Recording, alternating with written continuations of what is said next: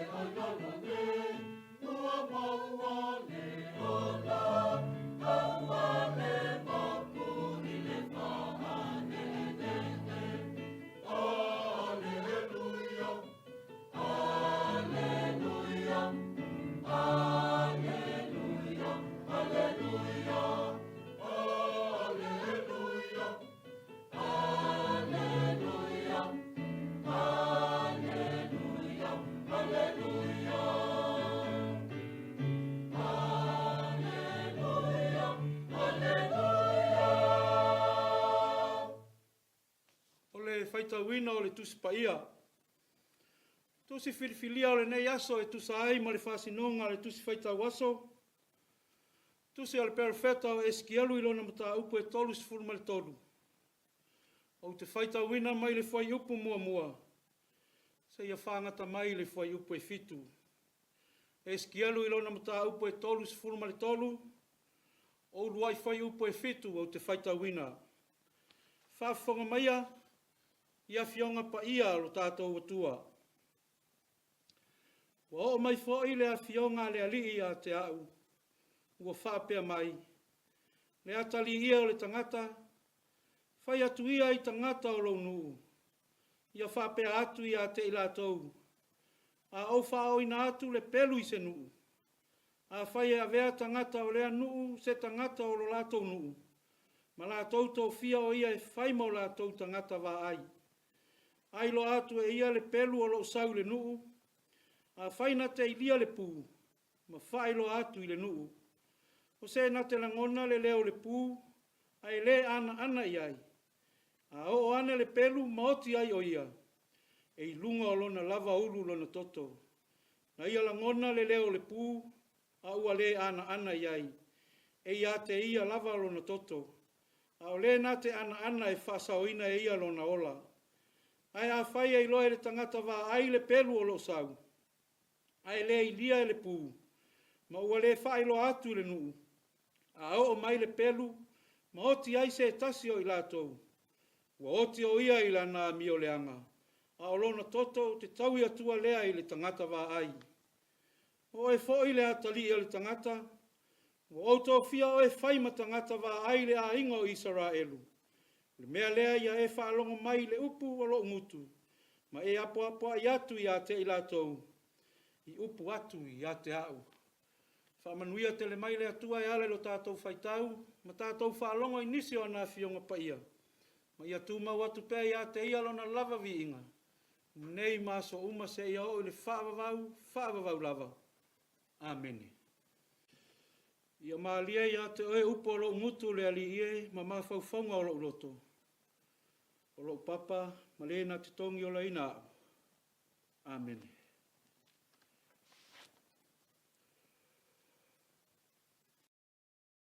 Nai mawhauwhaunga mo i tātou sa moa i le nei tai au.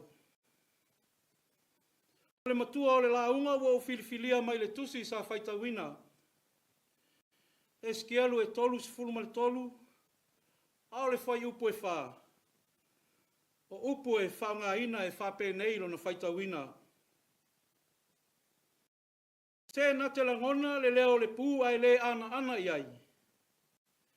A o ane le pelu maoti ai o ia. E lunga o lona lava ulu lona toto.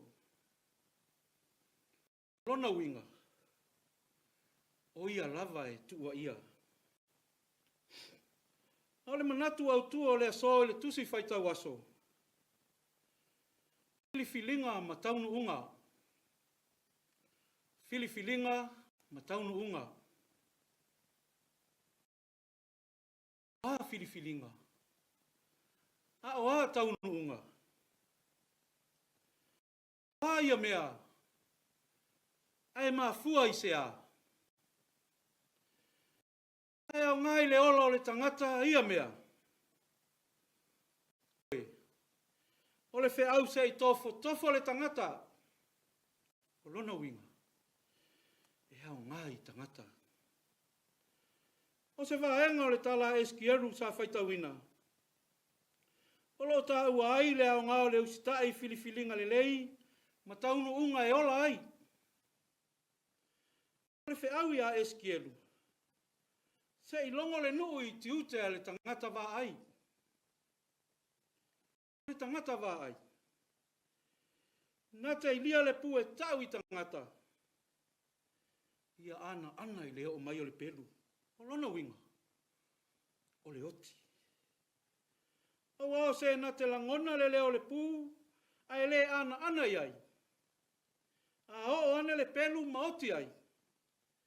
E iona lava lunga lona toto. O se ana i leo o mai o le pelu. E whaasaoina e ia lona ola.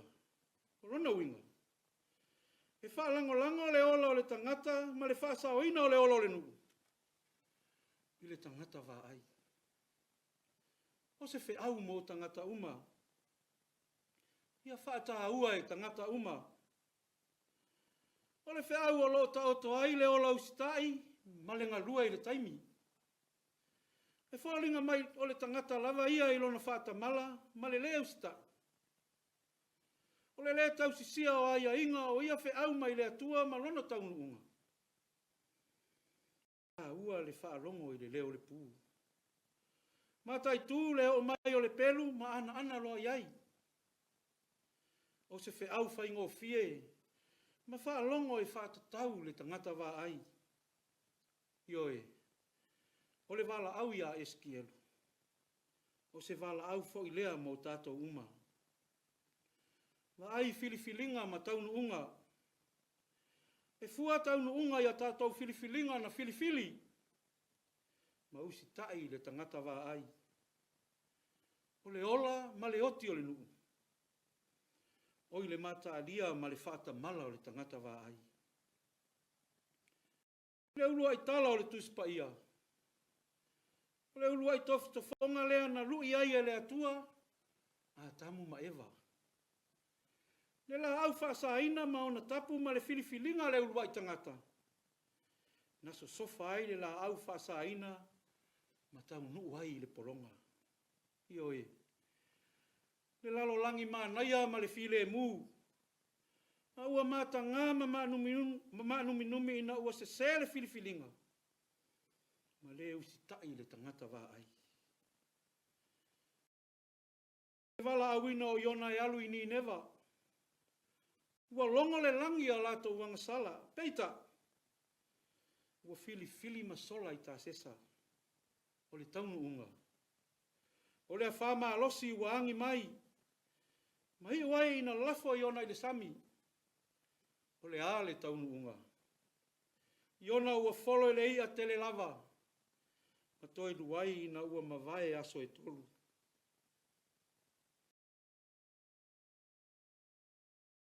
I le taimi o le toi tau mafutanga a Iesu ma ona soo. Na tau tino ai e Iesu. O loo i lunga o le laulau nei le lima o le na te whala taina au. Ta alofa i a Iesu. Le mafutanga ma whana wa soa ma tau sanga. Hala lea o le tei o le au soo. Fe tilo fai solo ma fai mai. O au ea. E le o au. Tau sili po ai. Awa ua fau le whaalongo i upu a Iesu. Fea le muli e o le oti. O fea le tautino Iesu. O te alofa i a te oi. Ta alo fai le taimina pu e ai le alii. I uta ua wala au. O le o te songi ai. O ia le nā. Fea le mili tino whaatasi ma Iesu. O fea le ai whaatasi ma momoe whaatasi. Iesu na suia ma o ao tangata i le loto ma walalo. Anga malu ma loto mama. Fai mai aia. Lo uta mai. Au ale fai alo loto. A o lo fina ngalo. Ola na ia lea filifilinga.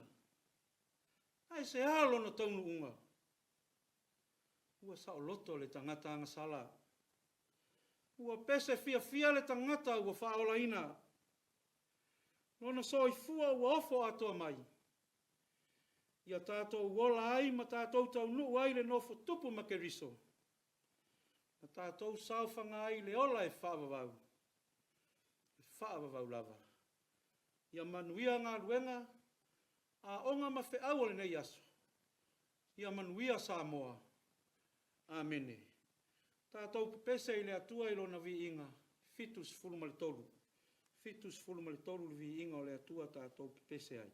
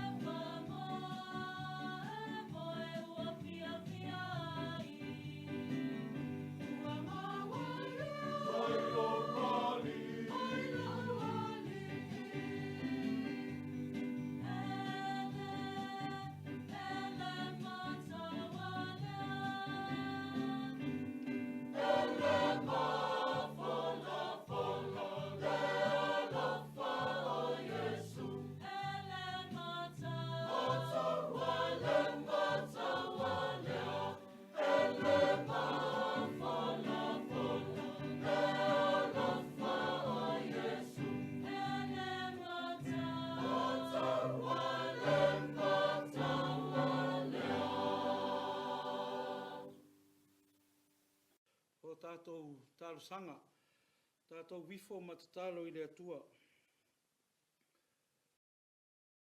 Tu mauarunga lava alo mamalu malo silisili ese le ali ie. Fo iua whaalia i le neita e au, ngā ruenga mamana o ua au. Ua ala whai mailo ua tunuu, i whanunga le lei o le pongi sā ua mou atu. Sa momoe mamalo lolo ua tunuu, ma i mātou uma. Sa ngalo ai ai mātou pe mātou te toi au lia le nei asofou. Ngai ma e walo ua lofa ma lo wha maoni le ali ie. Le aua mātou toi ala whai mai ai le manuia, ma le file mu mai la ua fio. Ua moni a upo le whaisa lamo. La ua fio le leo leo e te le tu le moe. E te le moe lava. Ua sa e malu tapu au ina le soi fuolo watu nuu mai mātou uma. Au whea ngai ai mātou ma malo longa o le pongi sā ua tuana i atu. Whaafitai ua e whaasaunga le mu ina mai le soi fuolo watu nuu. Ai fili ma whainga tā o le pō le ali ie. Vi ia la ua fiolo mātou watua. O mātou whaafitai le ali ie.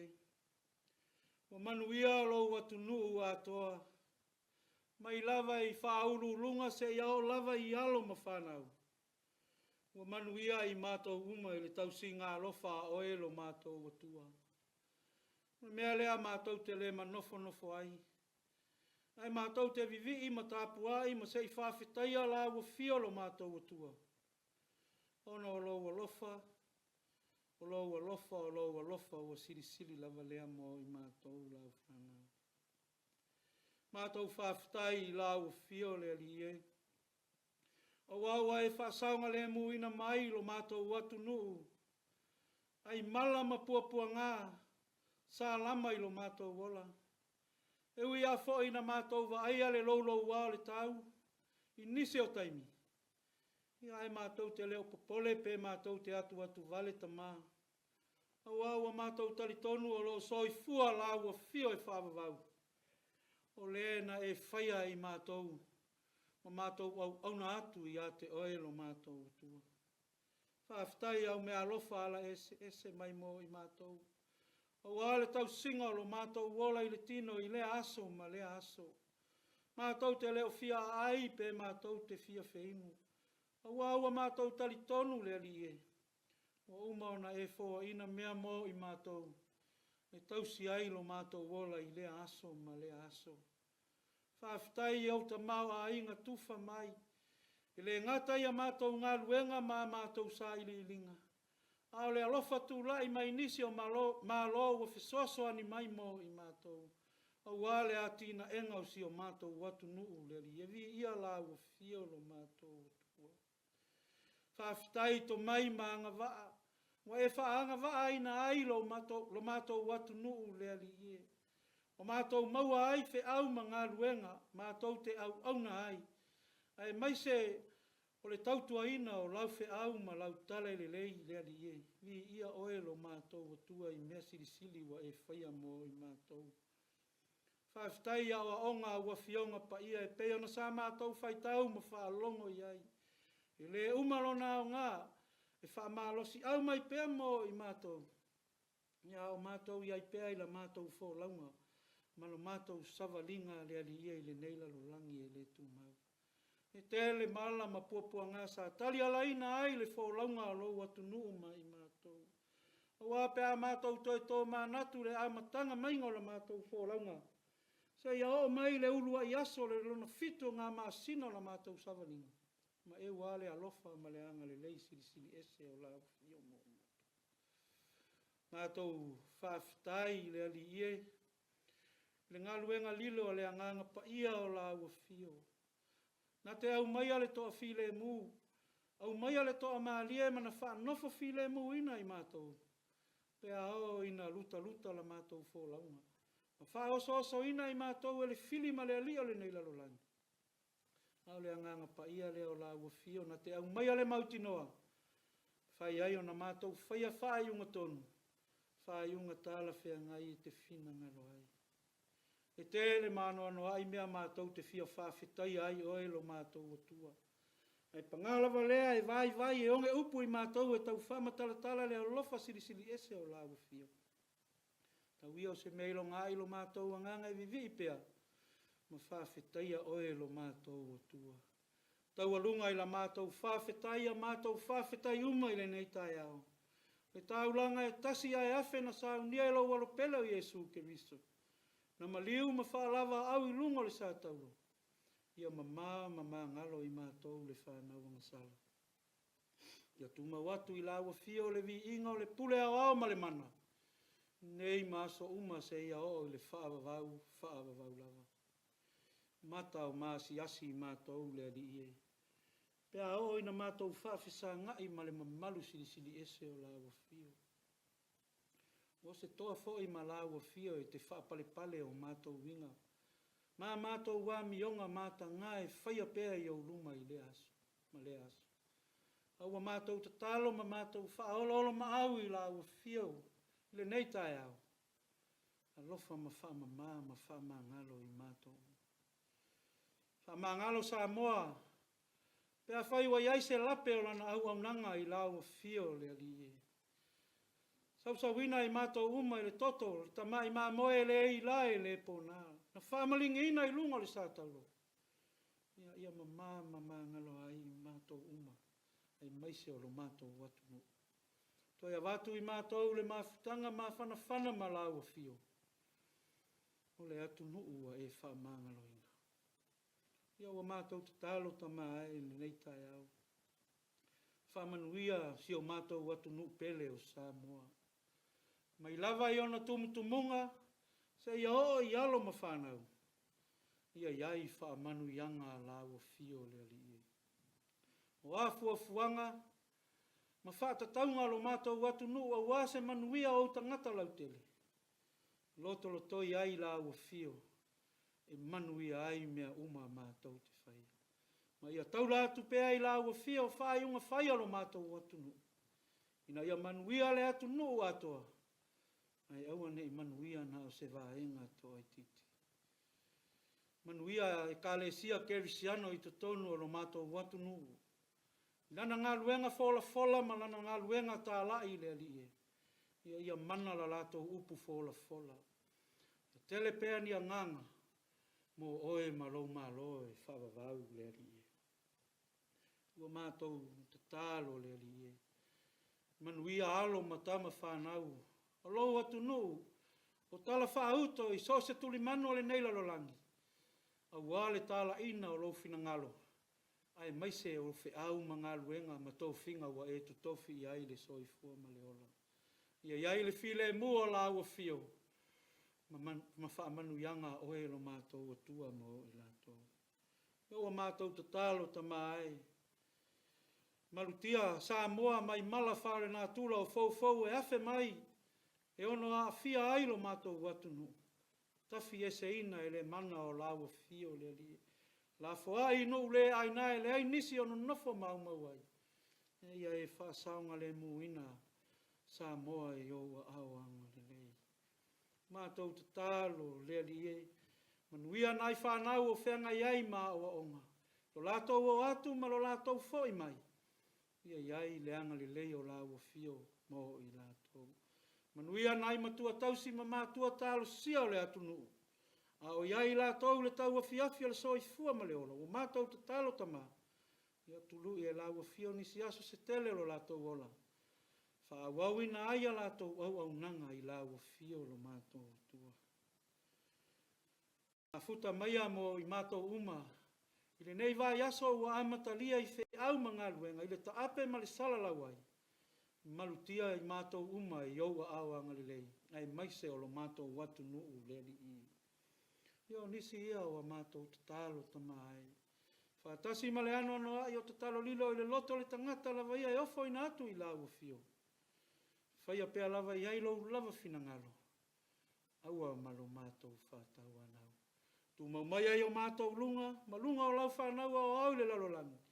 I manuia ma le file mu o lau fio le atua sili ese, ta mā le alo ma le anganga pa ia. Nei maso uma se ia o le whāwavau lava. Amen.